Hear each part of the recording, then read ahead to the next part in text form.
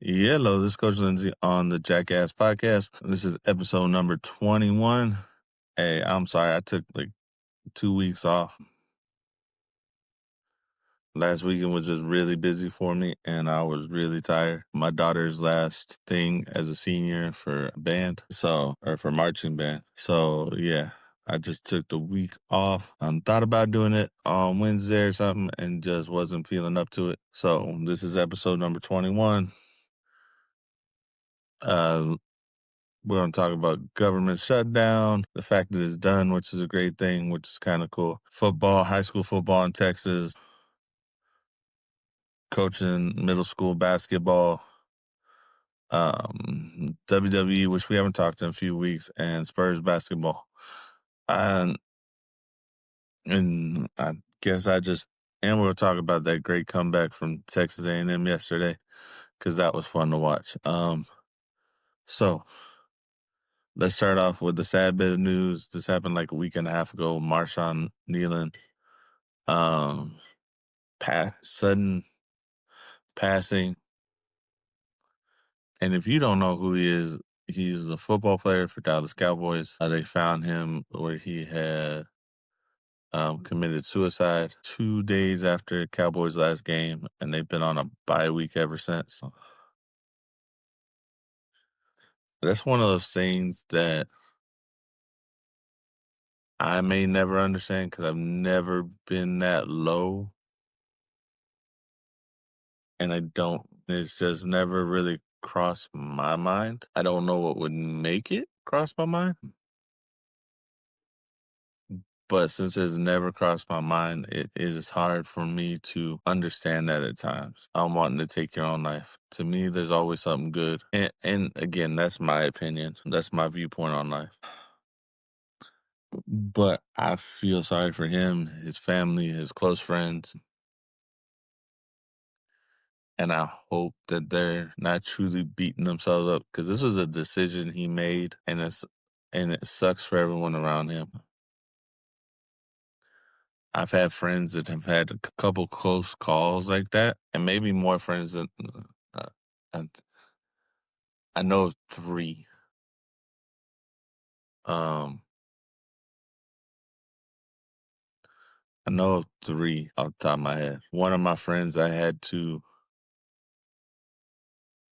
interfere with. One of my friends, she went and hid from everybody and popped too many pills. And one of my friends, he said he was going to, but then like I called for him for some reason just to talk to him. And that one was in high school. So it kind of brings up old memories. And it also shows you that you never know what someone's going through. It sucks. It really does. It's a sad way to start this podcast, but it's also sad that this is like in the past 10 years, the second or third mid-season NFL guy who happens to be a lineman, and this happens. I know Kansas City had one a few years back. I know, I think there may have been some others, but it's really weird when it's a position that you don't get glory. Like, he was a defensive lineman. The other guy I'm thinking of was an offensive lineman. They're not really glory positions. They have moments of glory, but they're not really glory positions. So I just wonder what was happening. Again, my condolences to the family and friends. I don't wish that upon anybody. And that's all I really wanted to say about it. Just the only other thing I want to say is just watch out for your friends. Watch out for the people around you. Make sure they're all right, and that they know you're there for them. Especially, might be low. It's a hard thing sometimes, especially as we grow older and that friend group thins down a little bit, and the amount you talk to people and how that changes. So again, hope the best for that family, and hope they're dealing with it in a way that is not so trying to find out what they could have done better. And that sucks to say. So now we'll go Now we're gonna go from that sad bit of news to a decent of good news that they find is that some Democrats finally decided to jump ship, or not jump ship, but cross over and come around and say, hey,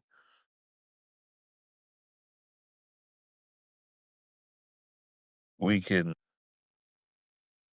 we can start the government again. We can do what we are supposed to do this whole time instead of taking 40 days to do this.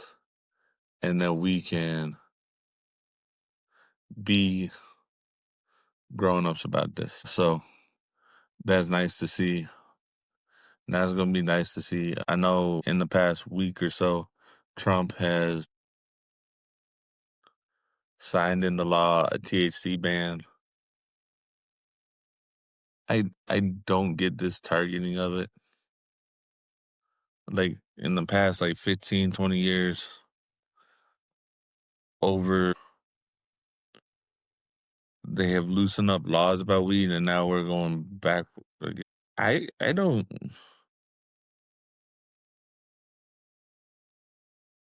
I don't know why. And here's the thing. All my like, if we're gonna go, what is a gateway drug? No, it's not. The two gateway drugs are the ones that we legally allow in tobacco and in alcohol. Like we want to go in the pharmaceuticals that we do. If we want to go the gateway drugs, they're the legal ones first, and they're only gateway because we have demonized them in some way. So kids think that they're cool, and this is what we're gonna do. It's a reason that we have trouble with vape pens in schools. And I work at a middle school. I don't know how many times I have to hear on a regular, a thousand kids, maybe 10 of them get caught with a vape pen. And while that's not a high percentage, it's still more than when I was a kid.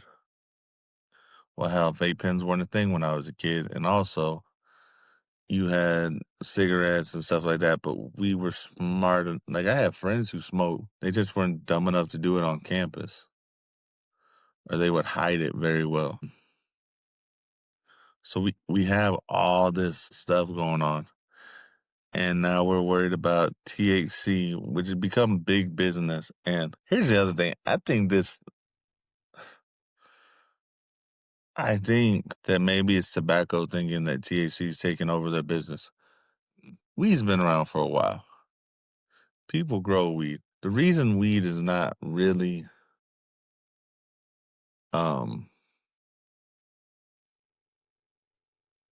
endorsed by the federal government probably is because they can't figure out how to tax it fully. And they know that it's easy to grow. Like all you gotta do is put the seeds in the ground and it'll grow. And then you can do so much different stuff with it. I know there's a whole bunch of botany with it. But the THC ban is ridiculous to me and has been for a long time. I have never come across someone who's on weed who just has a whole lot of problems. A lot of people use it to calm down. Yeah, there's some that it's an extreme thing, but it's not really as addictive as nicotine. And when it is addictive to people, it's the feeling it gives you rather than actually being something that you fiend for. Because there are plenty of narcotics that the government allows that people are addicted to: oxycodone, Vicodin, Tylenol with codeine. Those are the ones I know, methadone. And basically, you're telling me that THC is worse than all of that. Well, we can regulate that, yeah, but they still also get sold on the streets even more than, say, weed does. So, again, something I don't get. I don't know why all of a sudden we are having this ban put in place. I know Texas was dealing with it, and I didn't understand it then. I still don't understand it. I think it's just a bunch of the old guard who doesn't understand what who just doesn't understand what weed actually is because it was demonized for them as a kid.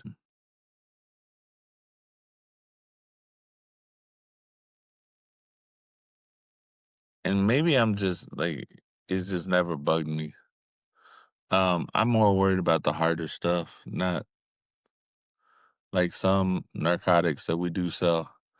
and some stuff that is illegal, like meth and crack and heroin and anything like that that's so chemically done and fentanyl and all this. And just why our war on drugs starts at weed, because there's this image of, I guess, lazy ass people. We got a bunch of lazy ass people who aren't on weed in this country, but we're worried about the ones who are on weed. We got a bunch of lazy ass people who are drunks too. So, and we got a bunch of hard ass working people who do both. And so I don't get it. But this is where our government went right after the government opened. So I wonder what they're really trying to hide on it. And here's the thing, speaking of government and trying to hide stuff, I don't necessarily care about the Epstein files. That may be one of those things that the government just says, oh, we're never going to share it. And I'm almost fine with that.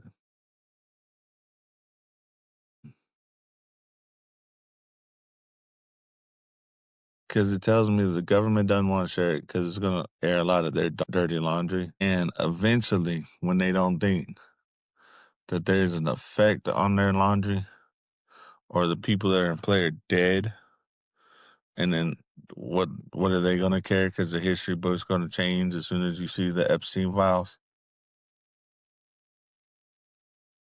I don't get it. Like, I'm not really like, yeah, I kind of want to see the information because I always like information, but I'm not so hard on about it that people have to, that we gotta have all this bitching that, oh, they didn't show the Epstein files. Well, they didn't show the, who gives a fuck? Like, seriously. They arrested the man and then he died in prison. Whether you believe he killed himself or he was killed, go with whatever conspiracy you want. Just, it's Epstein. Who cares? One thing I did like seeing at the end of the shutdown was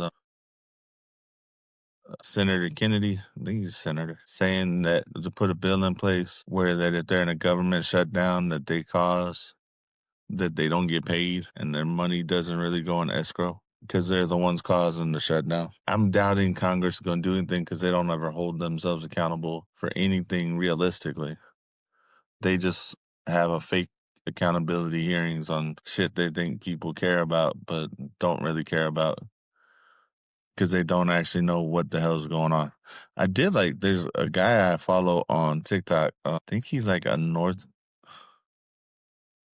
think he's from, was it him or was it the older millennial? One of them, because I watch a lot of their content. One of them said that maybe we should stop spending money on Congress and them coming back to the legislature and having them stay in their district instead of being in DC all the time and using Zoom or Google Meets or some secured line to actually vote. I don't know. We are in the 21st century. Do have kids can access this and you can do FaceTime from your phones. So I do not know why we couldn't do that. I know Zooms can have up to like 1,000 people on it, so I wouldn't see why not. But who knows, man?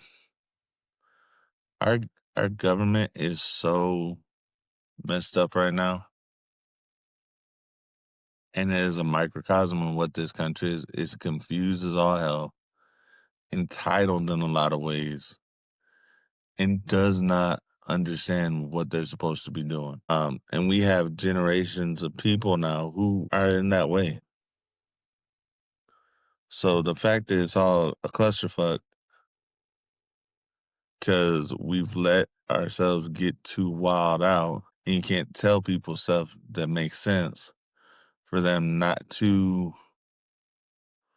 yeah, for them not to just go crazy. And the whole mental health thing and how we've shined a light on it may have been more counterintuitive than we thought. I do remember hearing Dr. Spock, who started, like, I guess, gentle parenting in a way. say he kind of regretted it at one point in time because I guess boundaries weren't able to be set. There's a way to do a style of gentle parenting, but parenting is about setting boundaries for your children. So I think in a lot of ways, the way we have a lot of people who haven't set boundaries for their kids, we haven't set enough boundaries for our government in that we've let some people stay in power way too long and because they've been behind the scenes power and they haven't been the one out front. We don't have a choice. The president's only got 2 terms now since Franklin Roosevelt, which is fine. But we have let too many people stay in Congress for 40 plus years because we don't pay attention to it like we should. Because we've gotten comfortable with this system, so they've gotten comfortable with it. And so they have, in ways, quietly robbed American people in more than just fiscal ways. So I think as a country, we need to get back to actually paying attention to what the hell is going on, paying attention to the details because the devil's in the details, and stop letting people hide behind their seat for so long just because we don't want to do research or we don't trust somebody new. We need a whole bunch of new people in Congress. There needs to be some sort of shift. And I don't know where that shift comes from. So,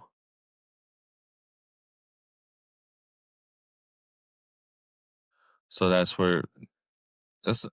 that's where I'm gonna end on national government. Now I'm gonna go to local government and state government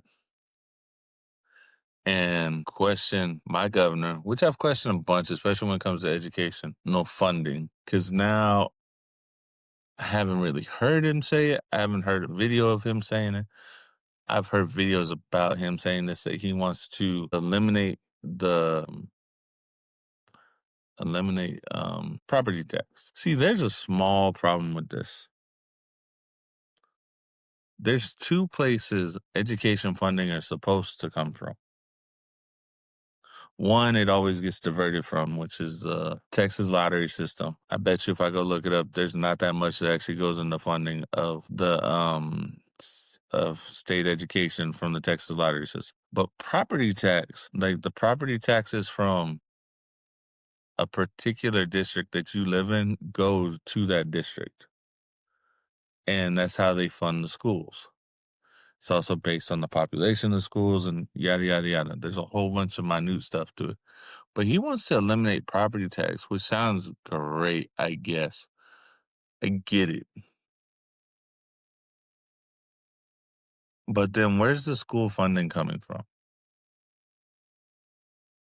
Like, there's been this push to go back 150 years to where only the people that could afford school to pay for school should be doing school. And it's been quiet. And we've made school corporate with charter schools. And private schools have always been a thing. Private schools have been around longer than public education because private schools were for the rich and the noble. And those were the people that were educated, and farmers and peasants weren't always educated. And then sometime around the farm, around, I don't know, 150 years ago, after the Civil War, they pushed for a movement or started pushing for a movement for public education. It may not have been that long ago, but it's about that time, 140, 150 years ago. And so we have a system where locals pay so that their students can get an education. Now, we complain a lot about education in a lot of ways, but one of the reasons education is suffering so much now,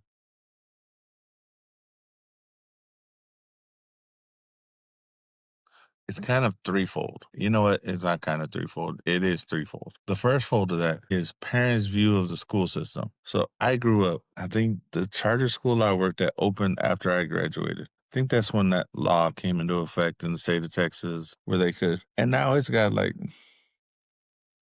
I don't even know. I know it's got like 10 around town. and it's got a bunch through the state of Texas. I want to say 50 to 100. I really don't know. I know when I worked there, I got paid about 20 grand less than when I started over at the district I'm in now. But it was a good first start. I'm not gonna say, but charter schools are held to the same standard that they have to take the STAR test. Their funding's a little bit different, and but they get to select the kids that come into their school system. So they don't have as many discipline issues. So that leaves the discipline issues going to the public school. Okay. And in all that essence, I think when I looked it up, it's right about like 90% that go to public schools. Um, it's like another 5-6% that go to charter schools, and like another, and that 3 or 4% go to private schools. My numbers may be off. I looked at them in the past year, but we look at education, and it is a thing where how it was originally set up went for so long because that's actually how the country made its money. It did all this.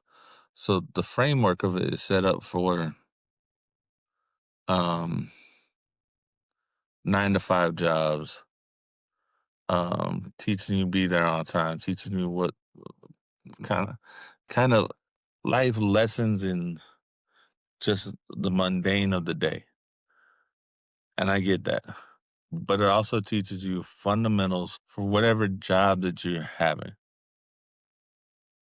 Since I have been in school, since I graduated high school, I do not understand. Actually, you know what? Because people have become so reliant on technology in general, basic skills haven't been pushed as hard. Like here's the thing. If you did not know this, in the state of Texas, your child, unless they're given an accommodation for the test, isn't supposed to use a calculator on the STAR test from 3rd to 7th grade. In 8th grade, because algebra and graphing, they can use a calculator. Everybody gets a calculator after that. So for for grade and their algebra tests, they get to use a calculator. And science, they get to use a calculator. But besides that, between 3rd and 7th grade, those 4 years, they don't get to use a calculator because they should have the basic arithmetic skills, foundational functional skills to do the problems. Makes sense. But we have kids that don't get to practice this as much because we've gone, like, we got to teach everything that what seems like at an earlier age than when I remember being introduced to it at when I was a kid. And like most people, I don't remember when everything was introduced. It becomes a whole mess over 12, 13 years of being in school. So we don't really remember when stuff was introduced. But we don't, people have gotten so reliant on technology that they're like, oh no, you don't really, parents and people are like, oh, you don't really need to know that. But foundationally, we take the foundation away from them, so it makes it harder for them to learn the more complicated stuff. Well, when am I going to, one of my favorite questions, when am I going to use this for algebra?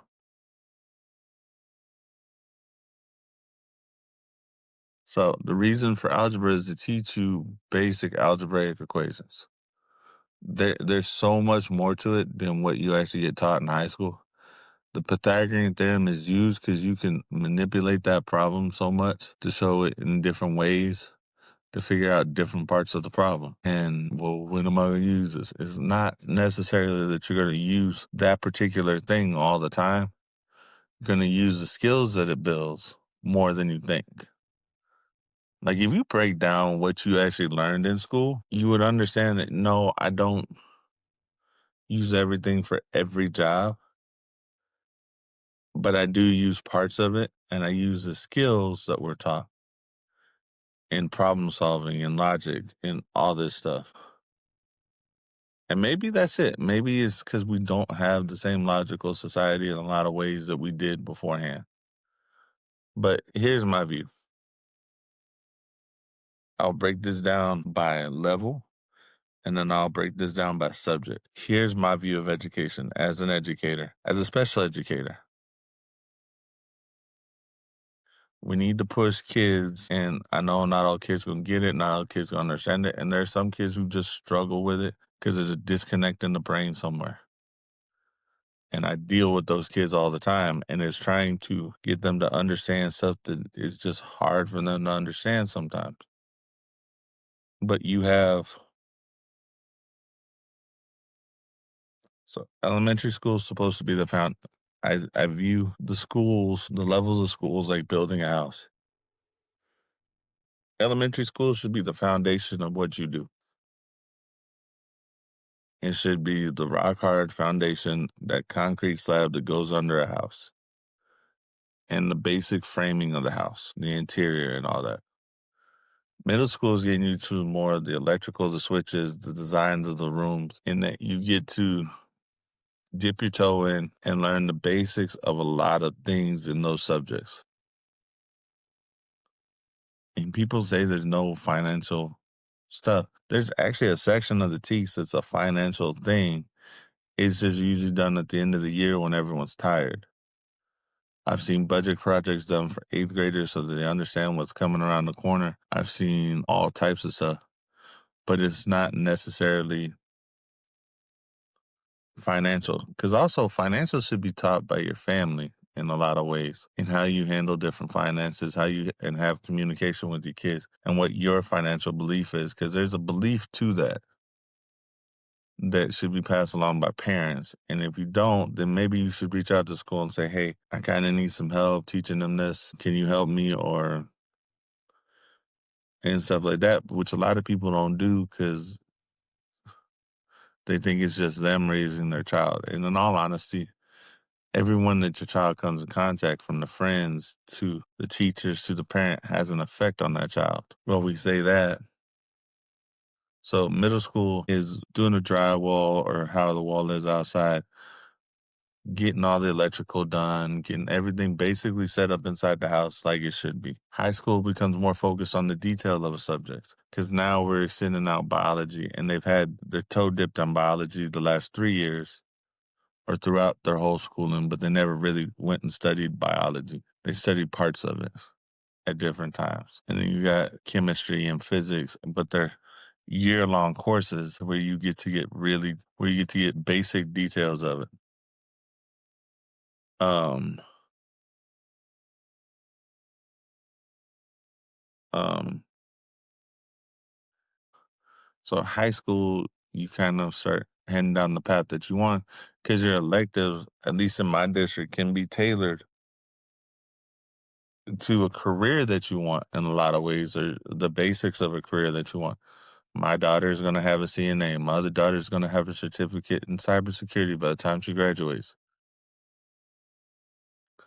These are classes that they got to choose. We got one high school that does construction where they can learn electrical, plumbing, general construction, and so they have a career. I know a couple older schools have automotive stuff on campus, but it's all this stuff that they get to do, at least in the district I'm in, that's funded by property tax. And we're saying that we blanket that public education is has been demeaned in some way because the majority of kids go through it. I want to say like 90% of people go through public education. Why it gets attacked so much, I do not know, except by people who want to make it more of a business than it is.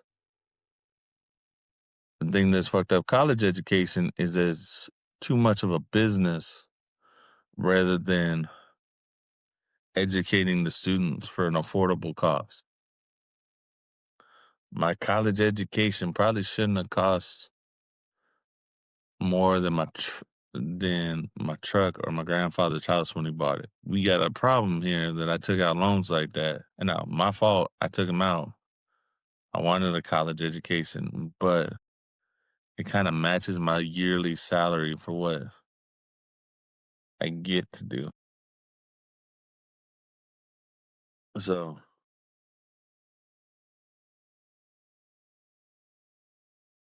so,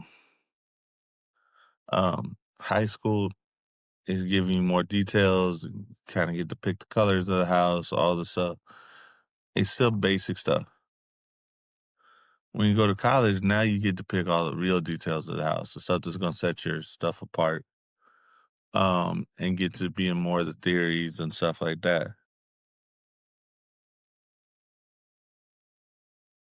So here's the other thing about education. We learn different types of subjects for a reason. We do history and social studies so we know how our government works and how we got here so we don't mess up and do the same things over again. Sciences teach us to actually question and find out how right we are on the question. English is teach us basically speak, read, and write. And we should be able to, as a country that's basically found, even though we've never officially said English is the official language of the US, it pretty much is our version of it so we can properly speak and we know how to speak. Math teaches you logic and doing step by step problems and basic fundamental math.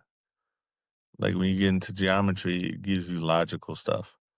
It also starts teaching you abstract thought and teaches you problem solving skills. Word problems are horrible and sometimes because they're really cheesy and they're really like, when am I ever going to see this? People take them too literally, but it gives you an ability to look at the problem and then figure out how to solve that problem. Also, science does that in that when you question a problem, well, how am I going to figure this out? And we demean these so much sometimes because they're hard. And instead of challenging our kids now, we have a whole generation who doesn't get being challenged. And that's because of, well, hell, people older than me making decisions about something that they don't, actually don't understand as an entity. Because education in itself is its own unique thing. And we don't trust it as a profession. Even though I went to school with it, I'm called a professional within the district. There are people who think, well, you went to education because of this, because of this. No, I went into education because I want to help build the next generation. And hopefully, the way I affect it is in a positive way. Education is also one of those things that's got to flip on its head more times than not to handle stuff that we never expected to handle. And then we do it, and people are wild, and then it's forgotten. Um, so I'm gonna go to some more fun topics for me now. I just hope that people actually start listening to what their government's saying and paying attention to the details of it. I hope Texas looks at the no property tax thing and realize then we're gonna have to figure out something that's already in a shortfall on funding. How are we gonna fund this? Because I think for whatever reason, Greg Abbott and his pockets must be getting lined by something, or he's got a job coming in that field because there's such influence on private schools and charter schools getting so much funding in Texas that they don't get always held to the same standards. But we're gonna basically fuck off 90% of the students in the state. Maybe I'm wrong. I hope I'm wrong, but that's the way it's coming off. All right, let's talk about some fun stuff, man. And kind of bittersweet. I didn't get to talk about the fact that the team that I go work with for high school, they got their district championship. But then the next week, which I was really excited for them, they were close last year getting district championship. They got it this year. Some of the kids, and this team's gonna be good for another couple of years too. They just gonna rock and roll for a little while. I know the head coach is like, I want by the end of his tenure, he wants a total of 50 wins for a football team. And Texas, that means 10 and 0, 10 and 0. You get 10 wins a year. So his goal got thrown off a little bit this year, but we're gonna see. Hopefully, next year is better. They had a whole bunch of sophomores, and they still won district with a whole bunch of sophomores. So this group's gonna be good. We'll see how they look next year. I'm really excited about seeing how that group looks next year. And it's fun, man. I love high school football playoffs. I love being on the sideline or in the box during that time. It's just always fun. So I'll kind of keep up with it. And then since my goal is to get up there, I'll probably be in case with it a little bit more next year. And that's what I'm hoping for. Also, in the past week, I got to coach my first middle school basketball game in 2 years. That was fun to be back on the sideline coaching. Even though the scores weren't in our favor, I coached the B team. My B team boys look good. We got some skills to work on this week, but they look good. They look like they understood what we were trying to coach with them. They look like they got the defensive part, and they also look like they got the offensive part. It's always fun to watch B team, but they competed the whole time. They gave me a whole lot of effort. And we just got a whole bunch of skills we need to work on. So I'm just looking forward to it. We got some work to do, but I think if we can get them to focus in and stop playing like they're in the NBA already, that we'll do fine. I know I went off on a rant on it a few weeks ago. The effects of Curry. Actually, I went off on my last episode.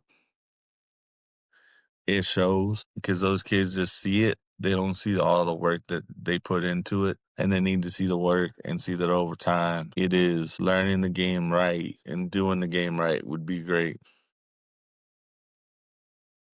So that's all I'm really gonna say about basketball for like what I coach. They said fun. I always have fun on game days. We got another one this week. So next weekend you'll probably hear me talking about it, and then we'll go into Thanksgiving week. And I don't know how much stuff I'll do on the podcast, but next week I'll probably tell you like what my favorite holidays are and stuff like that. But fun. I had fun coaching another game. I had fun just being around a basketball court. Basketball is my second favorite sport. So to be able to coach at any level is always fun. Not the one I understand because I dang sure don't understand as much as some of the coaches that I coach with because they played it at a high level or they played it a lot more than I did. So didn't get to see it as well. But it has always been fun. So yeah.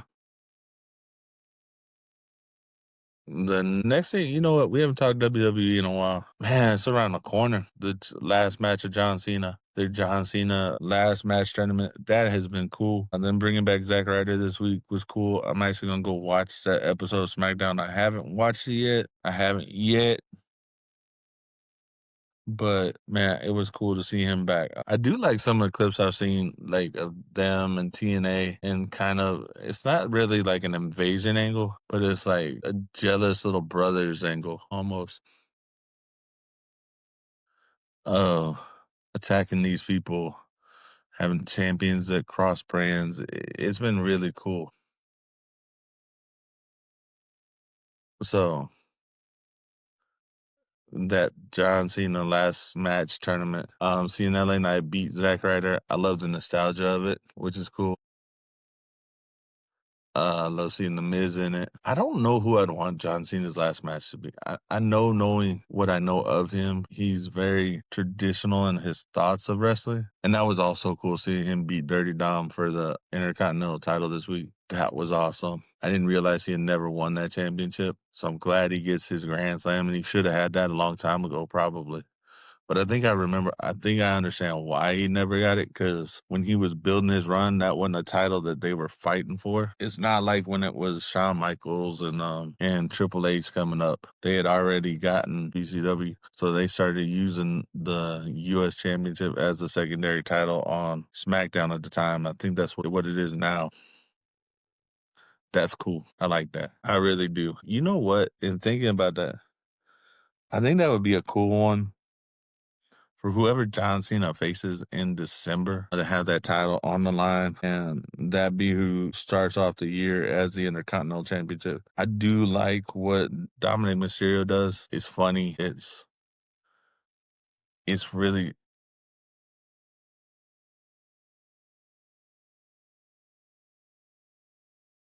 it's kind of the way he pulls out matches sometimes, the way he and the way his body type is, he's not gonna be dominant in the ring. Because he's not very muscular. He looks like an average Joe in a lot of ways, even with the mullet. But um, his storylines and the passion he gets out of people has been good for so long, and just watching that grow, it's fun to watch. Like I actually don't mind watching a Dom Mysterio match. It's really good storytelling. I think his ability and the fact that he's been around it in a way for like 20 years, and he's like 25, 26, 27. But his match where he was involved, he understands the business and he understands the psychology of wrestling. So I think that's really cool. Um, the way he just gets heat, the way people are booing him, it is so fun to watch. So I'm gonna talk about a couple other things. I heard something somewhere about carrying cross or them taking the Aleister Black and Zelina Vega and them ripping off Karrion Cross and Scarlett. There's probably some truth to that, but I will say this.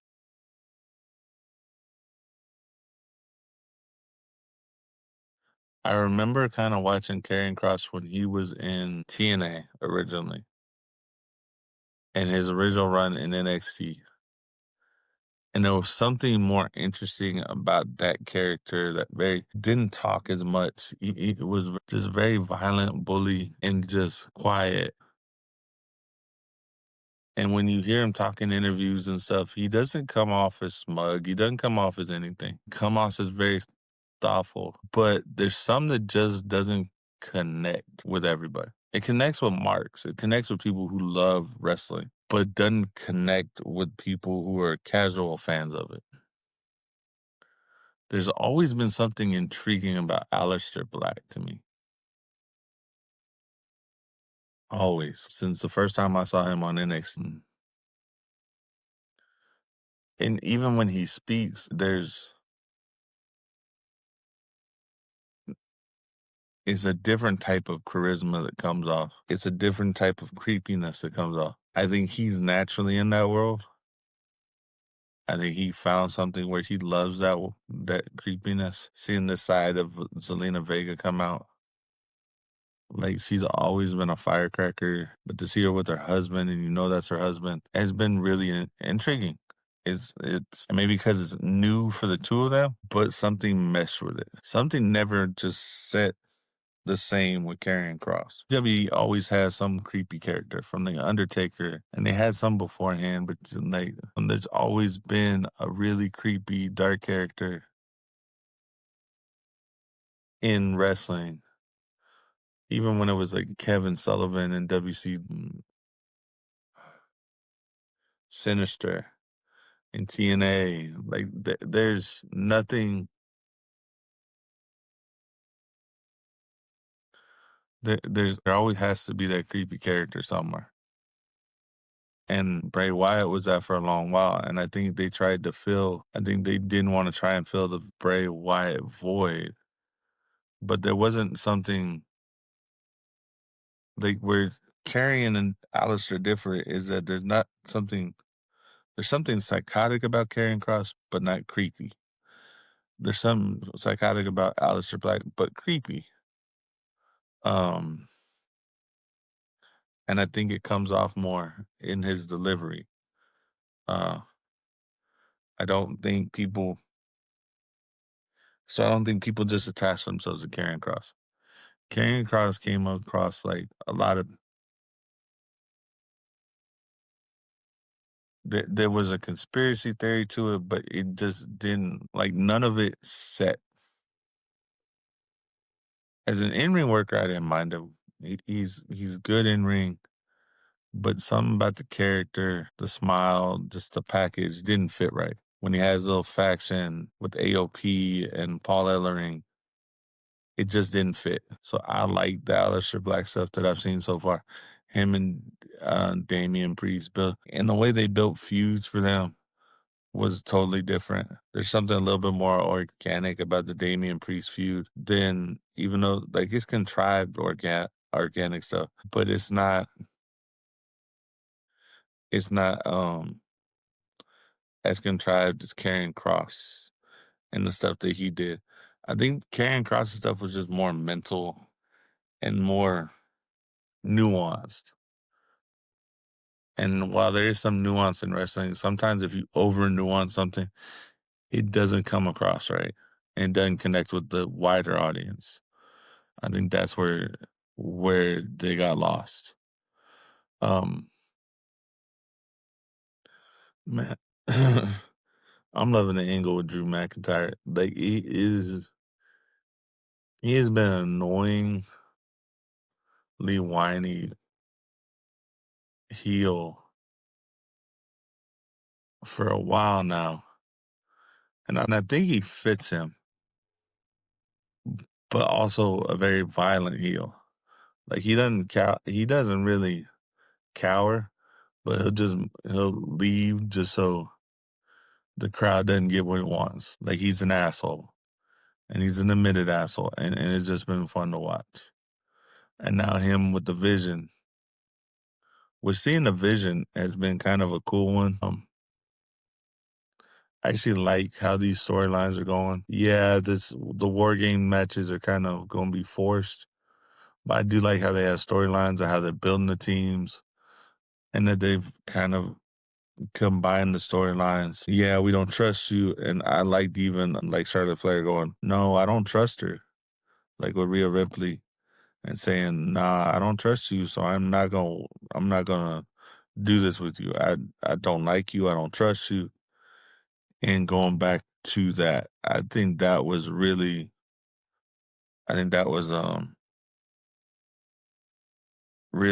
a good thing. I want I want to do great, but it's been fun to watch. It is still fun to watch. I love the storylines. The Vision storyline and CM Punk winning that championship after Seth Rollins gets injured. I like that. I think he needs one good last run.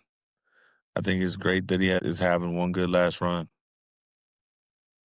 Because some of these guys, you don't know how much longer they got. I know CM Punk took a while off from WWE. He took a while off from wrestling. So his body's not as beat up, but he is older. He's been beat up a little bit. And I just wonder how long he's going to be around. Because he's probably at that age where he's about to retire and probably should. He's got a great mind for the business. It just makes you wonder, well, like, what's going on? Because we're about to lose Cena. AJ Styles says he's going to retire, but they still got a whole bunch of really good guys. That generation is kind of going to fade out because Randy Orton's going to fade out soon. Edge will probably fade out from all of wrestling soon. Christian, these older guys and this always happens, but I think they're leaving it with just the right crop of people. I wonder how much long Seth Rollins got with all the injuries he's had, but I'm loving what I'm seeing right now. And then we'll go through a lull for a little bit as these guys do start fading out so that these guys who are coming up can kind of get that push or find that niche that they have. And maybe we have a run again of where we don't have a top guy for like a true top guy for 2 or 3 years, but we get all these guys who could be top guys, and it just switches and switches and switches, which is fine too. So again, looking forward to seeing his last match. Looking forward to see what CM Punk does. The Vision stuff is just crazy, and them adding Logan Paul, and maybe it's just for War Games, but that's such a good ad, and I like it. I do. Last thing I'm gonna talk about is watching my Spurs. That has been fun. It has been, man. I love watching basketball. I do. I love watching Spurs basketball. I'll watch playoff basketball. I'm not gonna watch basketball every night. I'll watch some college basketball, usually the Aggies, when I see they're on TV. But I'm not gonna sit here and watch everything all the time. Yada yada yada.